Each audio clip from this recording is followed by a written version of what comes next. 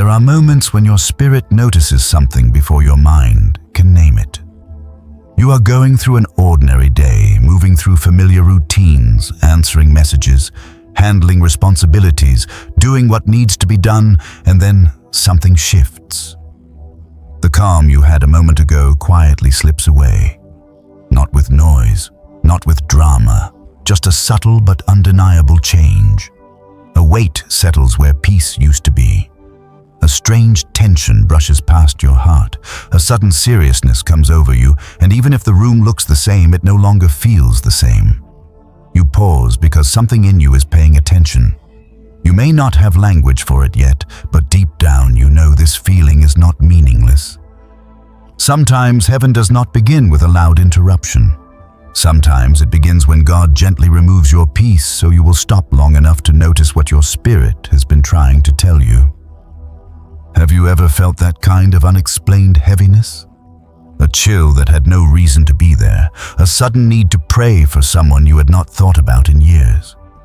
You looked around, not because you saw anything unusual, but because something inside you told you not to ignore the moment. So, before you get comfortable, take a moment to like the video and subscribe, but only if you genuinely enjoy what I do here. That first warning is often not fear.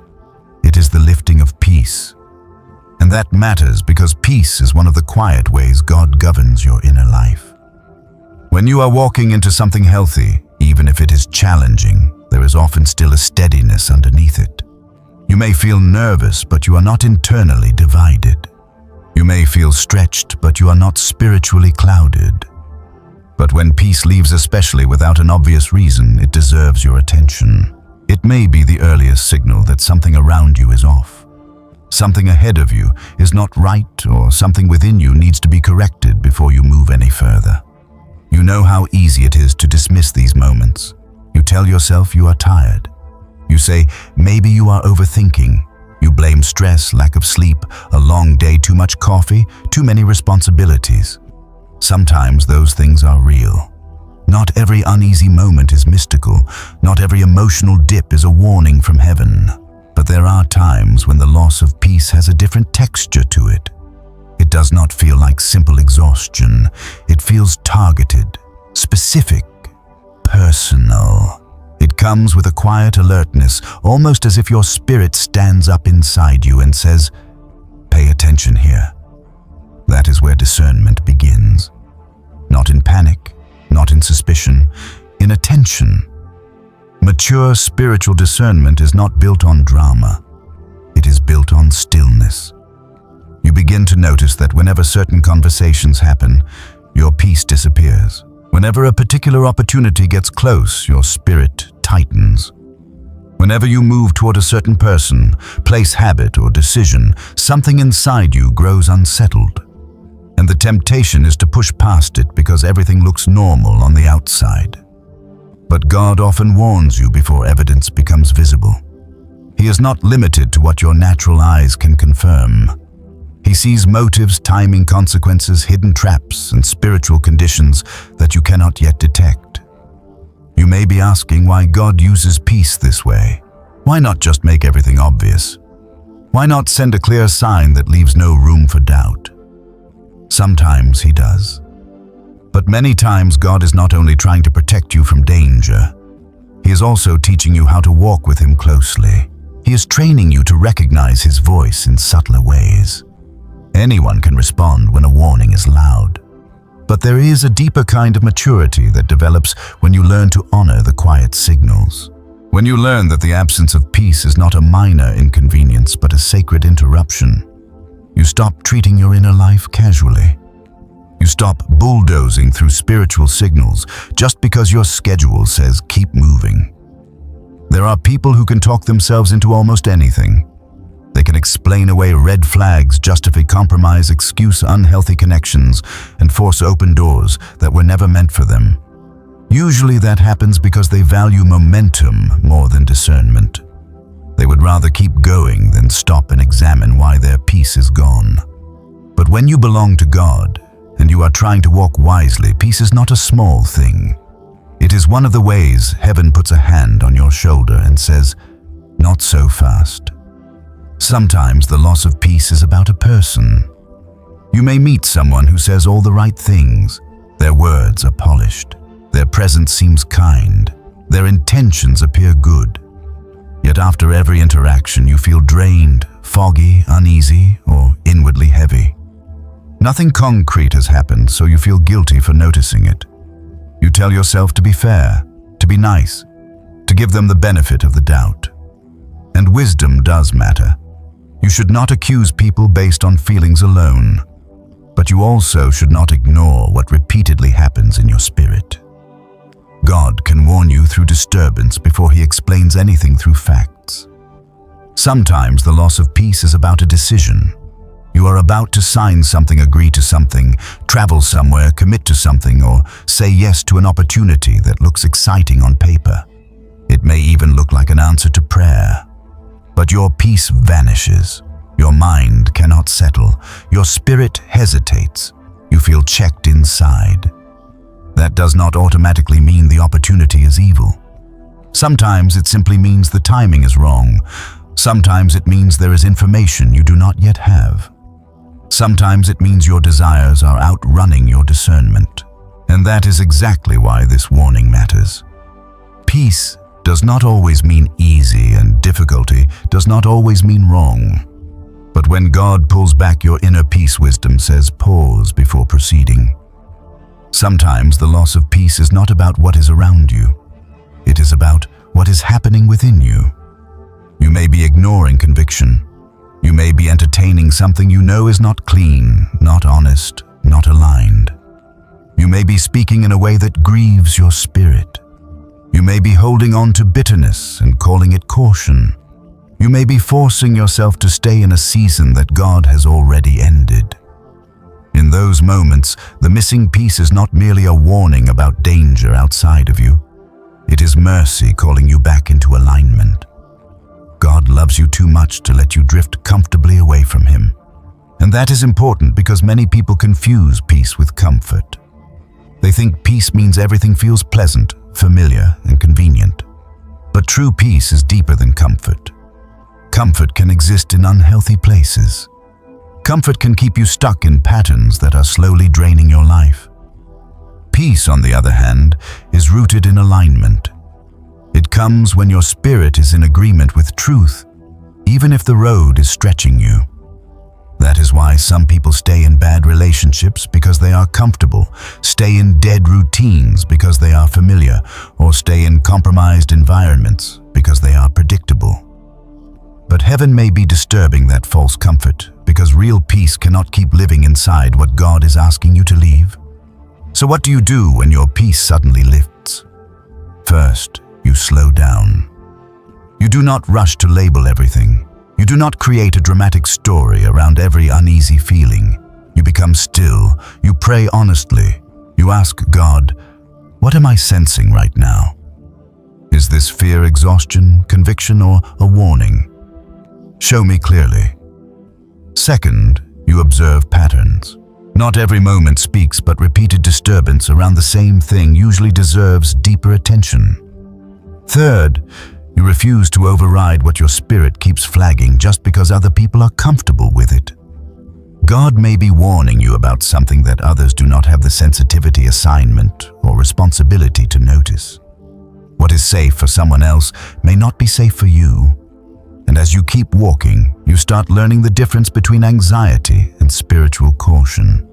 Anxiety often scatters you. It pulls you in 10 directions at once. It fills your body with noise. But a warning from God, even when it disturbs your peace, usually carries a quiet clarity with it. It invites you inward, not outward. It calls you to prayer, not chaos. It does not merely make you afraid. It makes you attentive. That is how this journey begins.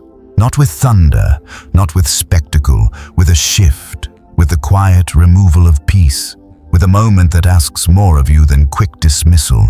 And when you learn to honor that first warning, you begin to move through life differently. More slowly where you once rushed, more prayerfully where you once assumed, more discerning where you once ignored. Because you start to understand that when God removes His peace, it is not cruelty. It is protection, it is mercy, it is love reaching you before harm does. Once you begin to recognize how the loss of peace can function as a warning, you start to notice another feeling that often follows close behind it. It is heavier, slower, harder to explain. It does not always come with a thought. Sometimes it arrives as a pressure on your chest, a sorrow that seems to fall out of a clear sky, or an emotional weight that has no obvious source. Nothing dramatic has happened, no one called with bad news, no visible crisis has entered the room. And yet your spirit feels burdened, your energy drops, your joy dims, you become unusually quiet inside. You wonder why the atmosphere feels so dense when the day itself looks ordinary. This is one of those strange feelings many people brush aside, but sometimes that unexplained heaviness is not random at all. Sometimes it is a warning, a signal, a burden, or a spiritual alert trying to get your attention before your natural mind can fully understand what is happening. You live in a culture that wants every feeling explained immediately. If something feels heavy, it must be stress. If something feels off, it must be a mood. If something feels dark, it must be overwork. Hormones, disappointment, lack of sleep, or the ordinary strain of life. And again, sometimes those explanations are true. You are human, your body matters, your emotions matter. Wisdom does not turn every hard feeling into a mystical event. But there are moments when heaviness has a deeper edge to it. It comes suddenly. It feels attached to something unseen. It settles over you in a way that feels spiritual rather than merely emotional. And often when that happens, what you are experiencing is not just a bad mood. It may be a burden to pray, a warning to pay attention, or a signal that there is pressure around you that your spirit is picking up before your mind can categorize it. This kind of heaviness can be confusing because it often feels inconvenient. You may be in the middle of a normal day. You are driving to work, folding laundry, cleaning the kitchen, sitting in a parking lot, answering emails, or standing in line at the grocery store. Then suddenly your heart feels heavy, not dramatic, just weighted. You try to shake it off. You distract yourself. You reach for your phone. You turn on music. You tell yourself to snap out of it, but it remains. That is usually the moment when you need to stop resisting the feeling long enough to ask a better question. Instead of asking what is wrong with me, ask what is this trying to show me. Sometimes the heaviness is connected to spiritual discernment. Your spirit senses that something around you is not healthy, even if nothing visible looks alarming yet. You may walk into a room and feel the atmosphere change. You may enter a conversation and feel drained almost immediately. You may leave an interaction with an unexplained weight that was not there before. These moments matter. Not because you should become suspicious of everything, but because your spirit can perceive what your eyes cannot always read. God may be warning you that something hidden is operating beneath the surface, something dishonest, manipulative, hostile, or simply misaligned with where He is taking you. Sometimes the heaviness is not about danger around you. Sometimes it is a burden for someone else. You suddenly feel a pressing sadness, and then a person comes to mind. Maybe it is someone you have not spoken to in months. Maybe it is a family member, an old friend, a child, a pastor, a coworker, or even someone you barely know. Their name rises in your heart without effort. You think of them strongly for no visible reason, and the heaviness increases until you pray. This is one of the gentlest but most profound ways God draws you into intercession. He allows you to feel a trace of the burden, so you will partner with heaven in prayer.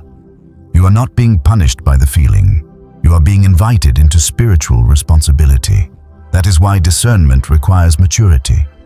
If you are immature, you may make every heavy feeling about yourself. You assume something is wrong with your life, your future, your mental state, or your relationship with God. But maturity slows down long enough to discern the source. Is this heaviness connected to my own compromise, exhaustion, grief, or fear? Is it a warning about my environment? Is it an intercessory burden for someone else? Is it pressure I picked up in a conversation? Is God calling me to pray instead of merely endure? The more you walk with Him, the more you learn that not every weight is yours to carry in the same way. Some burdens are signals, some are invitations, some are warnings, some are convictions. The wisdom is in learning the difference. And here is where many people get stuck. They feel the heaviness, but instead of responding spiritually, they only react emotionally. They become irritable, withdrawn, numb, or discouraged. They start speaking from the weight instead of praying through it. The burden then lingers longer than necessary, not because God is trying to torment them, but because they have not responded in the way the feeling was meant to lead them. Some feelings are not meant to be analyzed endlessly.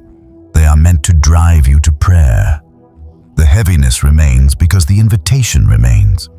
Once you kneel, once you pray, once you release what God is highlighting, the atmosphere often shifts. The pressure breaks, the burden lifts, clarity returns. There have likely been moments in your life when this already happened and you did not fully realize it. You felt strange all day. You could not settle. You carried a low inward heaviness. Then later, you discovered someone close to you had been going through a crisis at that very time. Or a situation you were about to walk into turned out to be darker than it seemed. Or after praying you found a peace return that made no sense unless the burden had a purpose. These are not small things. They are part of how heaven trains your sensitivity. God does not always speak only through sentences. Sometimes He speaks through spiritual weight. This does not mean you should live burdened all the time. That is not the lesson here. Some people almost become attached to heaviness because it makes them feel spiritually serious. But a warning is not meant to become your identity. A burden is not meant to become your home. God reveals pressure so that you respond, not so that you camp inside it forever. Even Jesus carried sorrow without surrendering to despair. Even in intercession, there is movement toward the Father, not collapse into darkness. So when heaviness comes, do not glorify it. Discern it. Bring it to God. Ask Him what to do with it. There is also another side to this warning that deserves honesty. Sometimes the heaviness comes because you are carrying what God never asked you to keep carrying. You may be dragging old guilt, old grief, old offenses, or old fear from one season into the next. You may be calling it caution, responsibility, or wisdom. But deep down it has become spiritual clutter. It weighs down your soul. It blurs your discernment. It keeps you from hearing clearly. In that case, the heaviness itself is the warning. It is showing you that something unresolved is still taking up holy space inside you. God is not only warning you about outside threats. He may be showing you that your inner world needs cleansing. Bitterness is heavy. Unforgiveness is heavy. Hidden sin is heavy. Unreleased grief is heavy. Not because God has abandoned you, but because your spirit was never designed to live under those layers without consequence. That is why prayer in these moments should be simple and honest. Lord, show me what this weight is. If it is a burden for prayer, lead me. If it is a warning, clarify it. If it is my own soul carrying what it should have released, help me surrender it. If it is connected to someone else, show me how to intercede without fear. If it is conviction, bring me back into alignment. This kind of prayer keeps you soft, clear, and teachable. It keeps you from becoming dramatic on one side or numb on the other. And as you practice this, you begin to notice a pattern. The enemy wants heaviness to confuse you, isolate you, and shut down your spiritual sensitivity. But God can use that same moment to awaken you, redirect you, and pull you into deeper dependence on Him. What felt like interruption becomes instruction. What felt like emotional fog becomes a signal. What felt like weakness becomes a doorway into discernment. You stop resenting every difficult feeling and start asking what heaven may be saying through it. So when unexplained heaviness settles over you, do not rush to dismiss it, but do not surrender to it blindly either. Pause. Pray. Pay attention. Let the weight become a question instead of a prison. Let move you toward God rather than away from Him. Because sometimes that strange emotional burden is not there to crush you. It is there to warn you, prepare you, or recruit you into prayer before something unseen grows louder. And if you learn to listen in that moment, you may find that what first felt like darkness was actually mercy arriving in a form you almost ignored. As you keep learning to recognize these inner signals, another warning begins to stand out with startling consistency. It is the uneasiness you feel around certain people. Not everybody, not every stranger, not every unfamiliar face. This is different. It happens when someone is near you, speaking to you, smiling at you, offering help, asking questions, trying to build closeness, and yet something in your spirit does not relax. Your mind may not have a case against them. Your eyes may not see anything openly wrong. In fact, everything on the surface may look polite, normal, even appealing, but inwardly, you feel a subtle tightening. Your peace shortens. Your spirit becomes guarded. You leave the interaction more drained than before it began.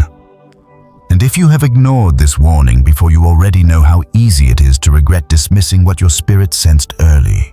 This is one of the most difficult warnings to honor because it challenges your desire to be fair, kind, mature, and reasonable. You do not want to judge people unfairly. You do not want to become suspicious or cynical.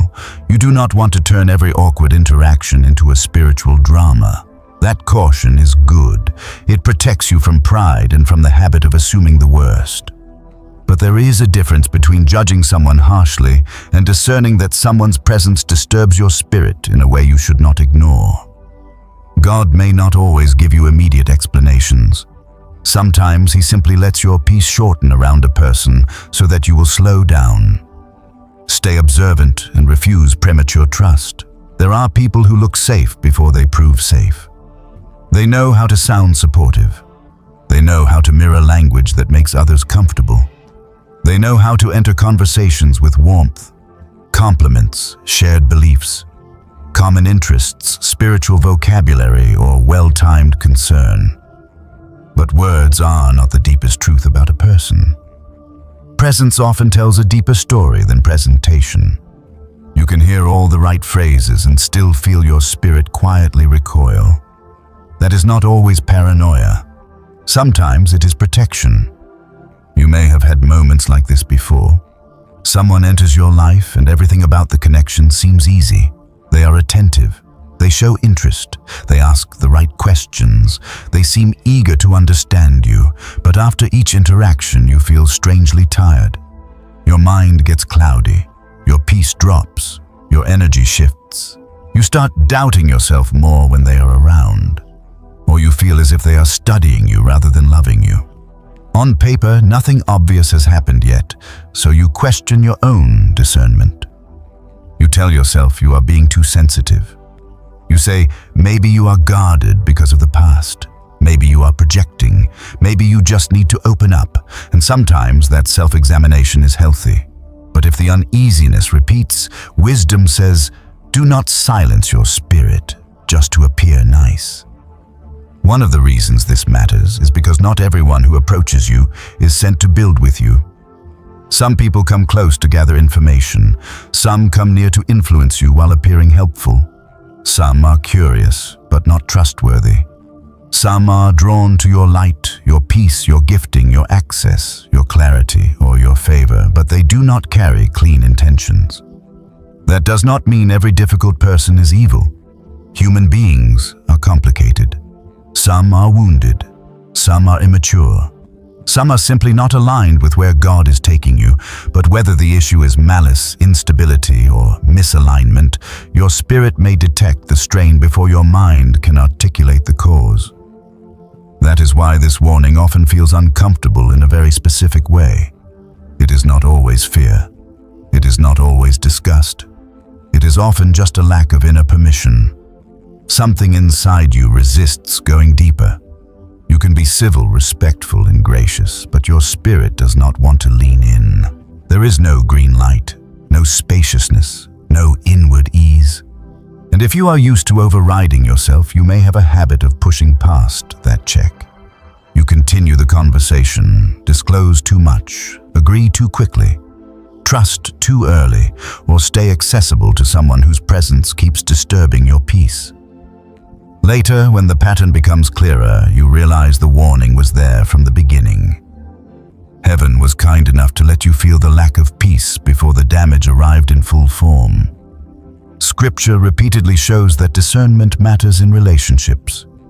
Not every smiling face carries wisdom. Not every spiritual tone carries truth. Not every agreement means alignment. There are people who can speak of God and still carry confusion. There are people who can complement your calling and still compete with your peace. There are people who can look harmless while quietly eroding your clarity, your boundaries, your confidence, or your obedience. This is why your inner response matters. God may not give you a courtroom file. He may simply reduce your peace and watch whether you honor it. And honoring it does not require you to become rude, dramatic, or accusatory. That is where many people lose balance. They feel uneasy around someone and assume they must expose them, confront them, or make a declaration. Usually, wisdom looks much quieter than that. It may mean moving slower, sharing less, watching longer, saying no without explaining everything, keeping the relationship friendly but limited, refusing private access where public distance is wiser, declining opportunities to bond prematurely, guarding your heart without hardening it. Discernment does not always announce itself. Often it just changes your pace. You also need to understand that uneasiness around someone may reveal something about your own boundaries. Perhaps God is not only warning you about them, perhaps He is showing you where you tend to ignore yourself. Maybe you keep giving people access because you are afraid of disappointing them. Maybe you equate kindness with availability. Maybe you think saying no makes you selfish. Maybe you have spent years overriding discomfort to maintain harmony. In that case, the warning is doing double work. It is exposing the relationship and maturing you at the same time. God is not only trying to protect you from others. He is teaching you to stop abandoning your own discernment in the name of being easy to deal with. There is a particular kind of person who becomes more comfortable the more disconnected you become from your discernment. They do well when you second-guess yourself. They do well when you keep explaining away the warning signs. They do well when you ignore the inner check and keep giving access. That is why spiritual sensitivity is so important. It helps you notice when a person's presence consistently produces confusion, pressure, guilt, haste, exhaustion, or a quiet sense of danger. Healthy people may challenge you sometimes, but they do not consistently disturb your spirit into fog. Healthy connections may require work, but they do not repeatedly leave you feeling inwardly contaminated, controlled, or spiritually compressed. At the same time, maturity requires balance. Not every uncomfortable interaction is a divine warning against the other person. Some people make you uneasy because they tell you the truth. Some people make you uncomfortable because they carry a strength, clarity, or accountability that exposes your excuses. Some discomfort is conviction, not caution. That is why prayer is essential. Lord, is this uneasiness protection, or is it my pride resisting correction? Is this person unsafe, or are they simply honest in a way I am not used to? Am I discerning danger, or am I reacting to unfamiliarity? This kind of prayer keeps your heart humble while still honoring the signal. And over time, patterns usually clarify the answer. If a person's presence repeatedly draws you toward peace, truth, clarity, humility, and healthy alignment, that is worth noticing. If their presence repeatedly leaves you foggy, pressured, tense, self-doubting, overly exposed, or spiritually disturbed, that is also worth noticing. God is patient enough to confirm what you need to know, but He often begins with this quiet, relational warning.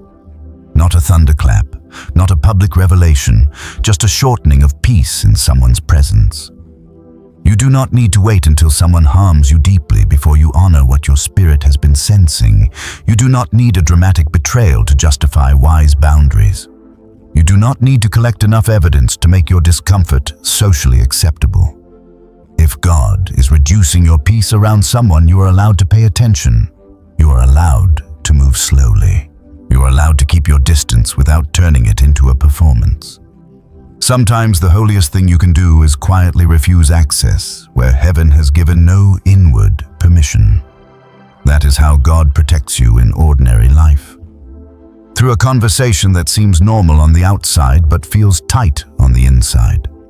Through a smile that does not bring rest. Through a connection that looks promising but leaves your spirit unsettled. Through repeated uneasiness that asks you to stop calling it nothing. Because some of the most painful lessons in life begin with a warning you felt early and explained away too quickly. And some of the greatest protections begin when you finally decide that your peace is not negotiable, your discernment is not dramatic, and your spirit does not need to apologize for noticing what your mind cannot fully prove yet. By the time you have learned to notice when peace lifts, when heaviness settles without warning, and when certain people leave your spirit uneasy, you begin to recognize another signal that is just as important, though many people overlook it for far too long. It is the strange restlessness that begins to rise in places that once felt normal. A room you used to enjoy no longer feels right. A routine that once gave you structure now feels stale, heavy, or strangely irritating. An environment you once tolerated without much thought begins to press against your spirit. You sit in familiar spaces and feel an inward resistance you cannot explain. It is not that the walls changed. It is not that the furniture moved. It is not always that a dramatic event occurred. It is that something in your spirit is no longer at peace with staying where it used to settle. And sometimes that restlessness is not random discomfort. Sometimes it is God warning you that a place-habit connection or season is no longer safe for your growth. This kind of warning can be especially confusing because familiarity has a powerful effect on you. What is familiar often feels easier to trust than what is unknown. Even when something is draining you, if it has been part of your life for a long time, you can mistake familiarity for safety. You can remain in dead spaces simply because they are recognizable. You can keep repeating routines that no longer carry life because they once helped you survive. You can stay attached to environments that have already served their purpose because leaving them would require courage, change, and uncertainty. That is why God sometimes allows a holy restlessness to disturb what used to feel normal. He knows you might not move just because something is no longer fruitful, but you may finally pay attention when your spirit can no longer comfortably remain there. There are seasons when a place fits the version of you God is strengthening. Then there are later seasons when the same place begins to restrict what He is trying to grow. The environment itself may not be openly evil. The people there may not be villains. The routine may not be sinful. But what once served a purpose may no longer fit the next stage of your obedience. And if you do not recognize that you may keep forcing yourself to stay somewhere your spirit has already outgrown, that is when restlessness begins to speak. Quietly at first, then more insistently. You sit there and something in you tightens. You complete the same pattern and feel drained instead of steady. You enter the same atmosphere and leave with less clarity than before. It is not always because the place has become dangerous in an obvious sense. Sometimes it is because heaven is gently removing your comfort there so you will stop confusing longevity with assignment. This warning can show up in very practical ways. You may find yourself sitting in a group you used to enjoy, but now every conversation feels hollow. Not because you suddenly think you are above people, but because the environment no longer nourishes what God is building in you. You may keep returning to a habit that once comforted you, but now it leaves you inwardly dull and spiritually dry. You may continue visiting spaces online, emotional spaces in your mind, or physical spaces in your daily life that once seemed harmless, but now your spirit resists them. You do not feel free there anymore.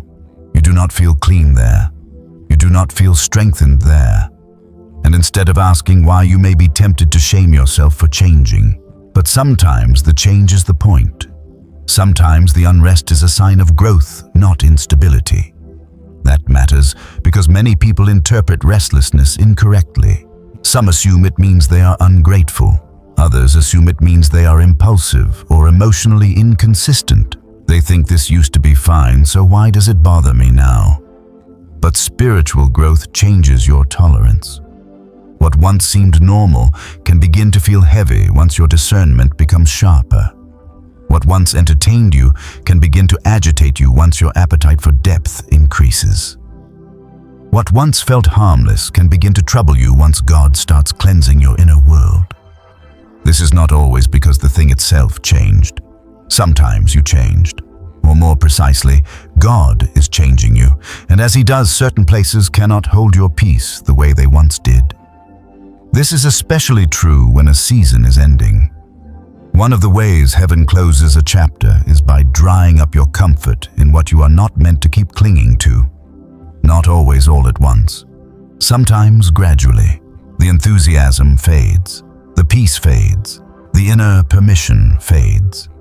You keep trying to make the old place feel like home, but something in you knows the season has shifted. You may still be physically present, but spiritually, you sense movement. The problem is that many people resist this process because endings make them nervous. They would rather remain in the familiar ache than walk into an unfamiliar calling. So they keep forcing themselves to remain in rooms God has already emotionally and spiritually released them from. Then they wonder why their restlessness keeps increasing.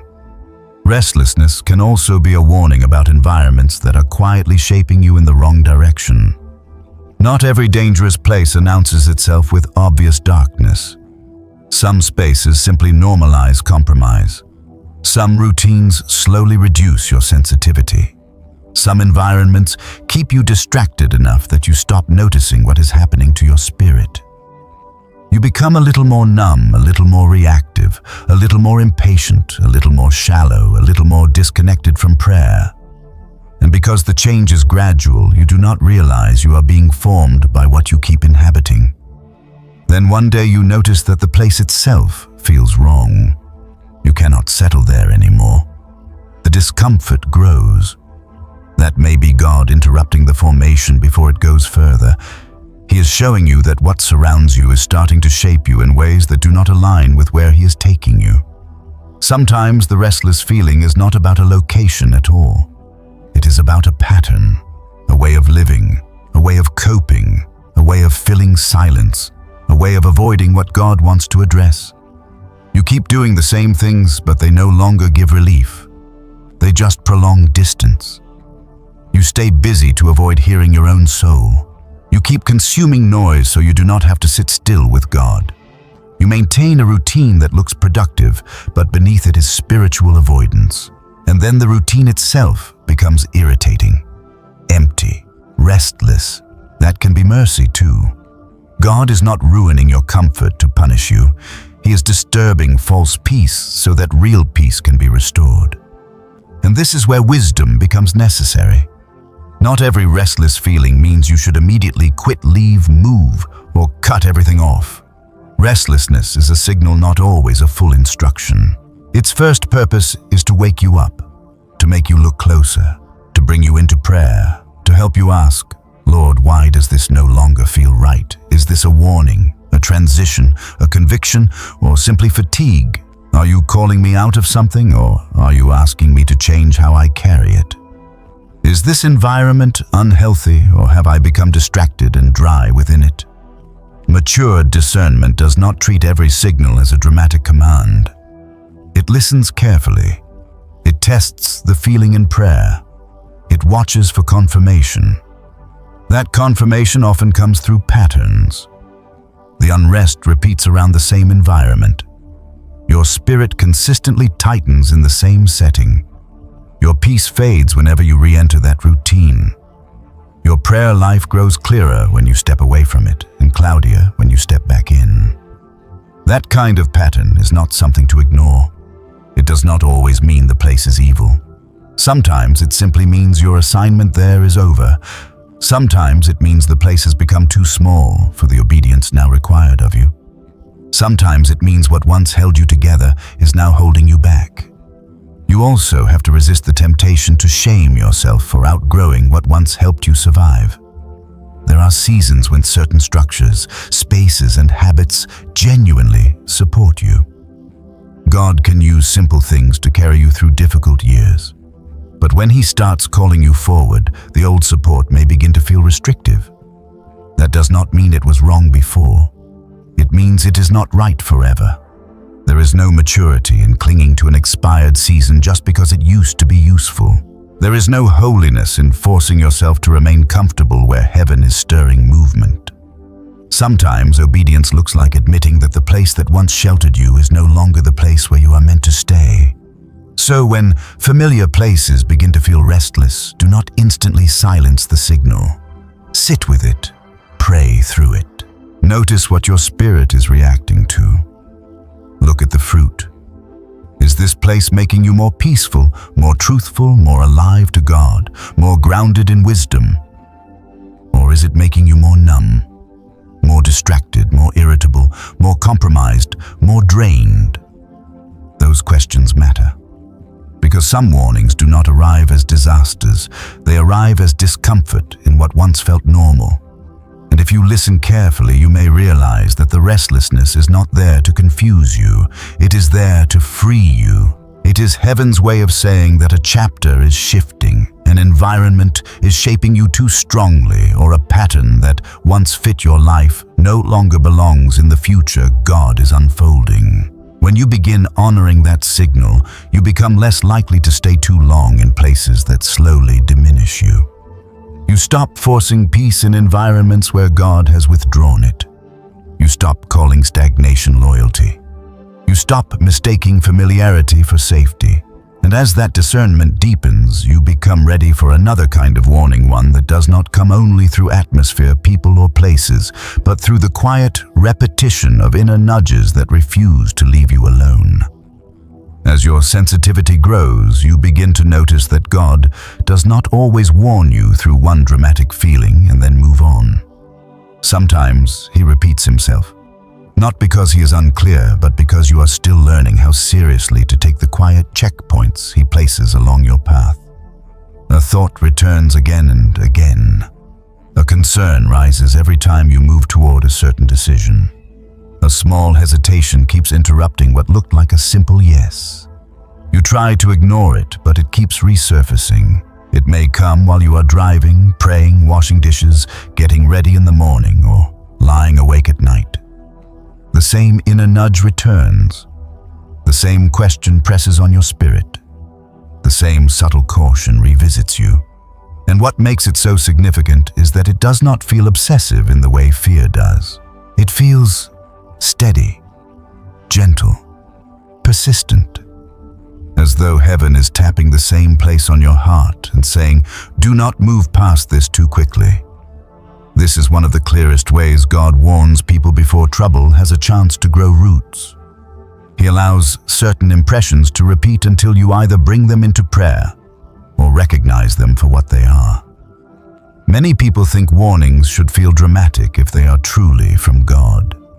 They expect lightning, unmistakable voices or immediate revelations, but often divine caution arrives as repetition, the same unease, the same interruption, the same inward pause, the same sense that something deserves another look. God is patient enough to repeat what matters. He knows how quickly you can rationalize or drown out the subtle things with noise, activity, and urgency. So, He lets the nudge come again. You may have already lived through moments like this. You were about to commit to something, and a simple inner question would not leave you. Are you sure about this? You kept trying to settle it, but it kept returning. Or you were preparing to reconnect with someone from the past, and every time you got close, something in you said, "Slow down." Or you were about to say yes to an opportunity that looked perfect on the surface, and yet your spirit kept asking you to pause, review, pray, and wait. Nothing on paper looked wrong, which is exactly why the repeated nudge mattered. God was not merely warning you about what was visible. He was drawing attention to what was still hidden. One reason these repeated inner checkpoints are easy to ignore is because they often interrupt what you want. And desire can be very persuasive. When you want companionship, you can explain away the caution around a relationship. When you want provision, you can minimize the warning around a financial decision. When you want progress, you can rush past the hesitation attached to an opportunity. When you are tired of waiting, any open door can start looking like confirmation. That is why repeated nudges are mercy. They break into the momentum of desire. They refuse to let you glide into something blindly. They create a holy inconvenience that gives wisdom one more chance to speak. It is important to understand that these checkpoints are not meant to paralyze you. God does not repeat himself to keep you trapped in indecision forever. He repeats himself to slow you down long enough to become honest. The point is not endless analysis. The point is alignment. Sometimes one sincere pause in prayer can bring the clarity you are missing. But if you keep overriding the nudge, the repetition may intensify, not because God wants to confuse you, but because he loves you enough not to stay silent while you keep moving toward what your spirit is quietly resisting. This is where discernment becomes practical. When something keeps returning to your heart, you need to examine its fruit. Does the repeated thought push you toward fear, panic, and obsessive spirals? Or does it invite you toward prayer, sobriety, and honest evaluation? Fear usually multiplies noise. It scatters your attention. It creates a dozen imagined outcomes and pulls you further from peace. But a warning from God is usually more focused than that. It returns with quiet seriousness. It brings a specific matter back into the light. It may not explain everything, but it refuses to let you forget what deserves attention. It is less like chaos and more like a steady hand turning your face back towards something you keep trying not to see. Sometimes the repeated nudge is about something small that carries larger consequences.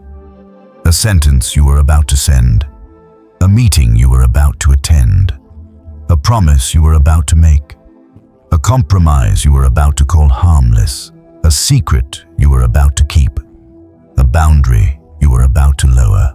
Many painful outcomes do not begin with enormous sins or obvious disasters. They begin with tiny, ignored checkpoints. A small inward no that gets brushed aside. A quiet hesitation that gets laughed off. A repeated discomfort that gets buried beneath convenience. Over time, what could have been prevented through one moment of honest obedience becomes a longer, harder lesson. That is why these repeated nudges matter. They often guard doorways, not just decisions. And sometimes the checkpoint is not about a future step. It is about something unfinished from the past. God may keep bringing a matter back because it still requires your obedience. A conversation you need to have. An apology you need to make. A pattern you need to stop excusing. A truth you need to finally admit. A person you need to stop giving access to, a habit you need to bring into the light. A wound you need to stop pretending does not affect you. In these cases, the repetition is not random mental noise. It is a form of mercy. Heaven keeps touching the same area because it has not healed, not resolved, or not surrendered yet. This is why you should not immediately rebuke every persistent inner warning as negativity. Some people are so eager to stay positive that they refuse sober discernment. They label caution as doubt. They label restraint as fear. They label patience as delay. And because of that, they keep stepping over the very signals meant to protect them. Spiritual maturity is not blind optimism. It is the ability to remain open-hearted while still taking quiet warnings seriously. God does not only guide you through inspiration, he also guides you through interruption. Not every repeated inner check is an attack on your peace. Sometimes it is the preservation of your peace before something has a chance to steal it. You will notice that these checkpoints often come with a sense of invitation. They seem to ask for a response. Pray about this. Look again. Wait a little longer. Ask one more question. Do not say yes yet. Reconsider the tone of that conversation. Pay attention to what changed. Examine why your spirit keeps resisting this. That invitation is important because warnings are relational. God is not dropping signals from a distance and waiting to see whether you decode them correctly. He is drawing you into a more attentive walk with Him. Each repeated nudge is an opportunity to ask, Lord, what are you trying to keep me from missing? There are moments when a repeated checkpoint becomes especially clear through timing. You only feel it when a certain topic comes up. You only feel it before a specific interaction. You only feel it when you are about to return to a certain pattern. That timing matters. It helps reveal the target of the warning. And as you begin to connect those patterns, what once felt vague becomes more understandable. You realize the nudge is not floating randomly through your mind. It is attached to something specific, something God once examined before it grows. The wise response is not dramatic. It is humble. You slow down. You write it down if necessary. You bring it into prayer more than once. You stop asking only whether the choice looks good and start asking whether it carries peace, truth, and alignment. You let the repeated nudge become a doorway into deeper discernment rather than a source of irritation. You refuse to drown it in constant distraction. You stop treating the checkpoint as an obstacle and start seeing it as evidence that heaven is still speaking. And that is one of the most reassuring truths in all of this. The repeated nudge is not proof that God has left you to figure life out alone. It is proof that He is still near enough to interrupt you, still kind enough to warn you more than once, still patient enough to repeat what your rushed heart might have missed the first time. These checkpoints may feel inconvenient in the moment, but they can save you from grief you do not yet see. They can prevent entanglements, exposures, compromises, and delays that would have cost far more than one honest pause in prayer. So, when the same inner caution keeps revisiting you, do not automatically dismiss it as overthinking. Do not rush to silence it because it complicates your plans. Sit with it long enough to discern its source. Let it push you toward stillness, not panic. Let it move you toward obedience, not avoidance. Because some of the most merciful warnings from God do not arrive once and vanish. They return, they repeat, they stand at the edge of your next step and whisper with quiet persistence, pay attention here. And if you learn to honor those repeated checkpoints, you will discover that what felt like interruption was actually protection wearing a gentle voice.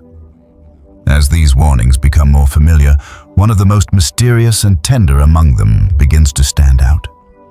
It is the sudden urge to pray for someone you were not even thinking about a moment earlier.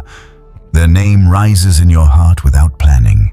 Their face appears in your mind while you are busy with something unrelated. You feel a pull toward them that does not come from memory alone. It feels immediate, personal, sometimes even urgent. You may be making coffee, driving across town, cleaning the house, standing under the shower, scrolling for a moment before bed, or waking in the middle of the night, and there they are, on your heart with unusual weight. You are not searching for them. You are not reviewing the past. Yet the feeling is strong enough that you cannot ignore it easily. This is one of the quiet ways heaven gets your attention, and many times it is not random emotion. It is a message, a warning, a call to intercede before something unseen grows heavier. This kind of prompting is often easy to dismiss because it arrives so simply. There are no visible signs around you, no emergency alert, no dramatic proof. Just a strong inward pull to pray for someone. Because it feels so ordinary on the surface, many people brush it aside. They assume they just remembered the person by coincidence. They tell themselves they can pray later. They move on with their day. But sometimes that sudden burden is not casual remembrance. It is spiritual awareness. God is allowing you to feel the need because He is inviting you to respond to it. He is not always showing you details. He is simply drawing your heart towards someone He once covered in prayer. One reason this matters is because God often works through people before circumstances become visible. There are moments when someone close to you is under unusual pressure, facing temptation, walking through fear, driving into danger, receiving bad news, wrestling with despair, or carrying a burden they have not told anyone about. Their struggle may be completely hidden from your natural awareness. Yet heaven knows. And in His kindness, God may lay that person on your heart, not to fill you with anxiety, but to recruit you into prayer. The strange feeling is the invitation. The name that keeps returning is the signal. The urge to stop and intercede is the warning that something needs covering, even if you never learn the full story. You may already have memories of this happening. A person came to mind strongly, and you almost ignored it, but something in you would not let it go, so you prayed. Later, you found out they were having an unusually difficult day, facing a serious decision, or going through a crisis at the exact time they were on your heart. Moments like that teach you something important. God does not always warn you only for your own protection. Sometimes He alerts you for the sake of someone else. He lets you feel a burden because prayer is one of the ways His mercy enters a moment before disaster, despair, or spiritual pressure grows stronger.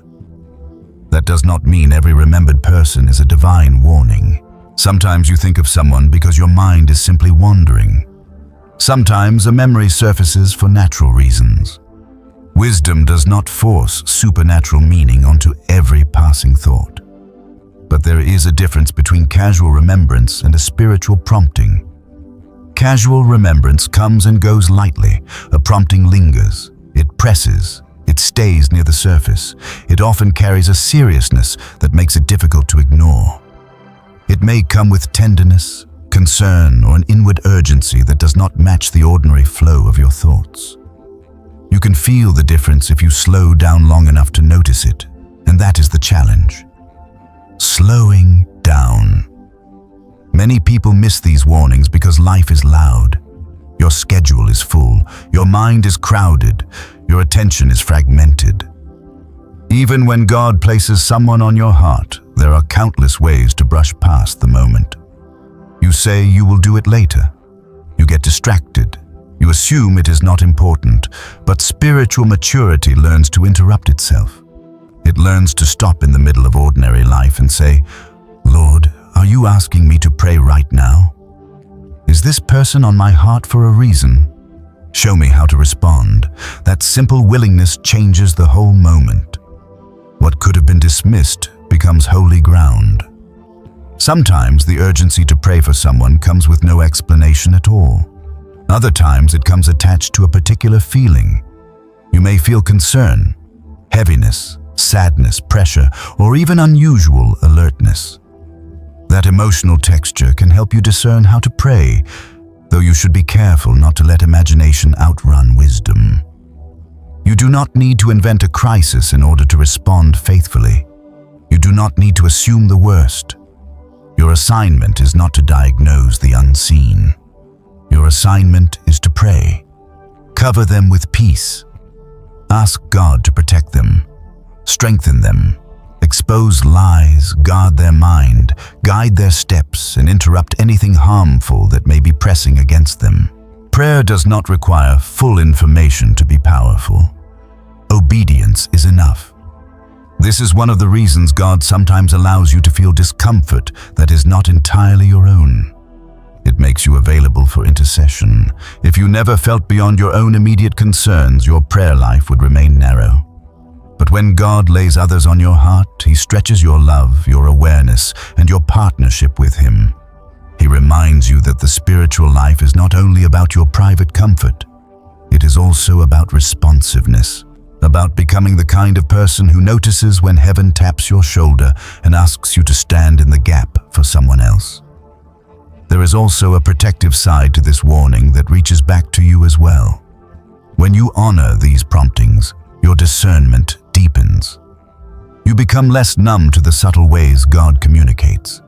You learn not to despise small signals. You stop waiting for dramatic proof before acting in faith. That sensitivity helps you in every other area of your life too. The same heart that learns to respond when someone is suddenly placed on it is also learning to respond when peace lifts, when restlessness grows, when a repeated checkpoint returns, or when conviction presses. God trains your responsiveness through these tender interruptions. But there is something else you need to guard against. Do not let these promptings pull you into fear or unhealthy responsibility. You are not the savior of everyone who comes to mind. You are not called to carry every burden indefinitely. You are not required to spiral into panic every time you feel concern for someone. The warning is not an invitation into control. It is an invitation into prayer. Once you pray, you release the person back into God's hands. If He leads you to send a message, you can do that gently. If He simply calls you to intercede, then intercede and trust Him. The goal is not to become spiritually frantic. The goal is to become spiritually responsive. Sometimes the prompting may even come toward people you are not emotionally close to. That can feel especially strange. A former co-worker, an old classmate, someone from church. You barely know a relative you have not spoken to in years, or a person whose face you suddenly remember for no obvious reason. Do not dismiss those moments just because the relationship is not current. God is not limited by your recent contact. He may place someone on your heart precisely because they are isolated, overlooked, or standing in a moment where hidden support matters more than they realize. And if the prompting repeats, pay even closer attention. When someone comes to mind, once pause and pray. When they return again and again with unusual weight, do not ignore that pattern. Heaven may be emphasizing the urgency. Not because you need to know the details, but because persistence often means there is something more than casual memory at work. Repetition is one of the ways God underlines what matters, and the wise heart notices when a name keeps resurfacing with the same inward pull. Prayer in those moments does not need to be polished. It can be simple and direct. Lord, cover them, strengthen them, protect them from harm. Expose what needs to be exposed. Bring light where there is confusion. Bring help where there is pressure. Guard their mind, heart, and steps today. Let your peace reach them. Break anything trying to crush or deceive them. Lead them into truth. That kind of prayer is not small. Heaven knows how to use willing intercession far beyond what you can measure. So when someone suddenly comes to mind with unusual urgency, do not brush it off too quickly. That strange feeling may not be random at all. It may be one of the gentlest warnings from God, not only to alert you that something spiritual is happening, but to invite you to take part in His care for that person. What feels like interruption may actually be assignment. What feels like an unexpected thought may be a divine nudge. And when you answer it with prayer, you become part of a mercy that arrives quietly, sometimes before the person themselves even realizes how much they need it. As you keep paying attention to these warnings, another feeling begins to make more sense, though it often frustrates you before it teaches you. It is the feeling of delay that seems strangely protective. A door will not open. A plan keeps stalling. A conversation gets postponed. A deal looks close, then slows down. A relationship seems ready to move forward, then something interrupts it. You prepare, organize, confirm, and expect momentum, but instead you meet resistance that does not feel random. It is not always dramatic enough to call disaster. It is often just enough friction to keep you from moving ahead as quickly as you wanted.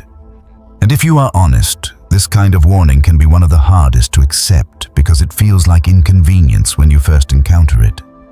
Yet many times what you call delay is actually protection wearing plain clothes.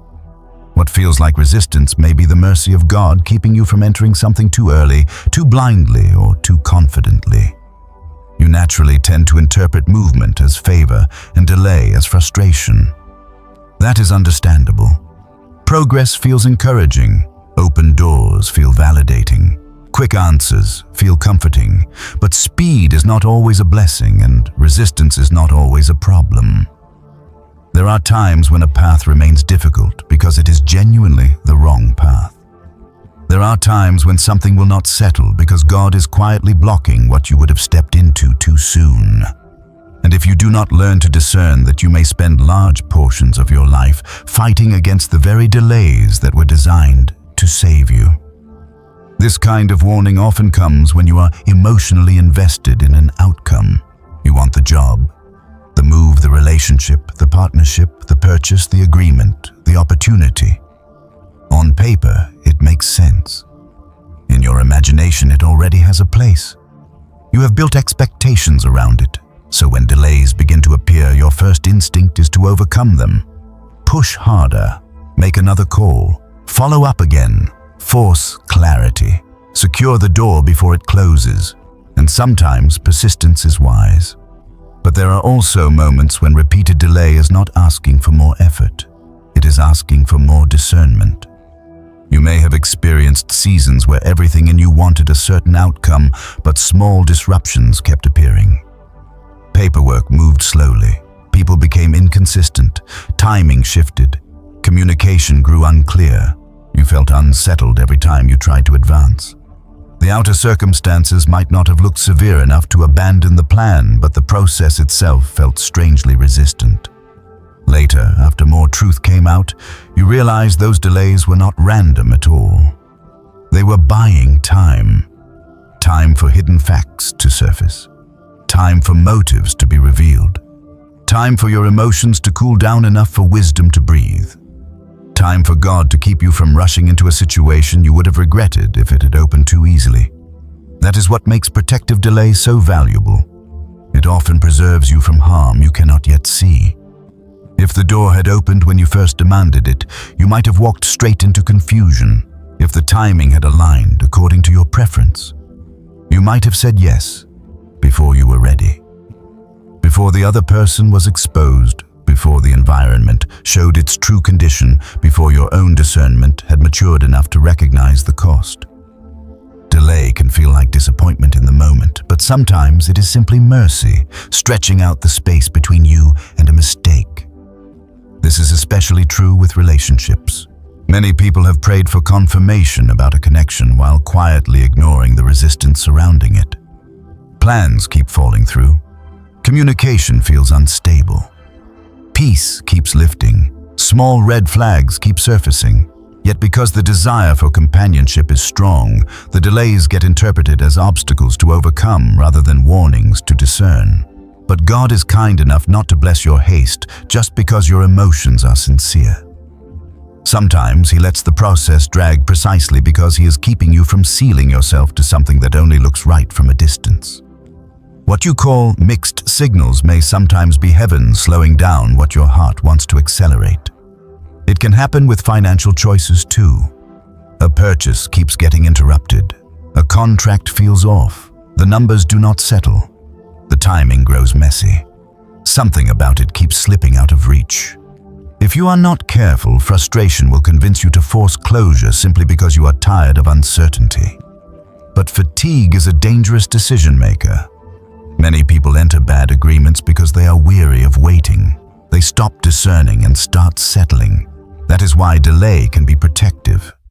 It interrupts the rash yes that would have created a longer burden later. There is also a spiritual lesson inside these delays that often goes deeper than the decision itself.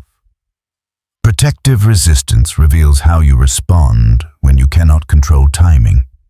It exposes whether you trust God only when things move quickly, or whether you trust Him enough to slow down without assuming abandonment. It reveals whether you have made peace with not knowing yet. It shows whether your desire has become so intense that you can no longer hear caution. Delay has a way of uncovering attachment. The stronger your need to force movement, the more likely it is that something in you has become overly tied to the outcome. In that sense, the delay is not only guarding the door, it is also revealing your heart. This does not mean every delay is divine protection. Some delays are simply part of life. Systems move slowly. People make mistakes. Timing is complicated. Growth takes time. That is why wisdom matters. You do not turn every inconvenience into a prophecy. But when the delay carries a repeated inner check with it, when peace is missing, when clarity keeps decreasing instead of increasing, when the friction seems to preserve rather than merely frustrate, that deserves your attention. The question becomes, not only why is this delayed, but what might this delay be preventing? One of the healthiest prayers you can pray in those moments is simple. Lord, if this delay is protection, do not let me force what you are slowing down. If this closed door is mercy, help me honor it instead of resenting it. If there is something hidden, expose it in your timing. And if the delay is only meant to mature me, then give me patience without panic. That kind of prayer changes your posture. It moves you out of frantic control and into surrendered discernment. It helps you stop treating every interruption as an enemy. And that shift matters because some of the greatest regrets in life are not caused by obvious rebellion. They are caused by impatience, by saying yes too fast, by pushing past hesitation, by refusing to let a process reveal what it was trying to reveal. A delayed answer can feel painful, but a rushed mistake often hurts far longer. God sees that. He knows the cost of what you do not yet understand. So, in His kindness, He sometimes protects you with silence, with slowness, with interruption, with doors that refuse to open on your schedule. You may remember times when you were angry about a delay, only to become grateful for it later. The apartment you did not get. The job that stalled, the move that fell through, the person who pulled away, the deal that never finalized, the trip that got cancelled. At the time, it felt like loss. But later, you saw what would have happened if everything had gone according to your demand. That hindsight teaches you something precious. Not every closed path is rejection. Not every postponed plan is punishment. Sometimes you are being spared from a version of success that would have become sorrow. There is also peace that comes when you stop chasing every open-looking door. Just because something appears accessible does not mean it is safe. Just because a path exists does not mean it is yours. Protective delay reminds you that discernment is more important than speed. Better to arrive late in peace than early in confusion. Better to miss an opportunity that was never yours than to seize one that comes wrapped in hidden cost. Better to be slowed by God than rushed by your own fear of missing out. So when usual delays keep surrounding something you deeply want, do not respond only with frustration. Bring the resistance into prayer. Watch the fruit. Notice whether peace grows when you release the timeline and shrinks when you keep forcing it. Pay attention to whether the delay is preserving clarity, exposing truth, or interrupting attachment. Because some warnings do not sound like no at first. They sound like not yet. They feel like a plan that keeps refusing to settle. And if you learn to honor those moments, you may discover that what once felt like blockage was actually a shield.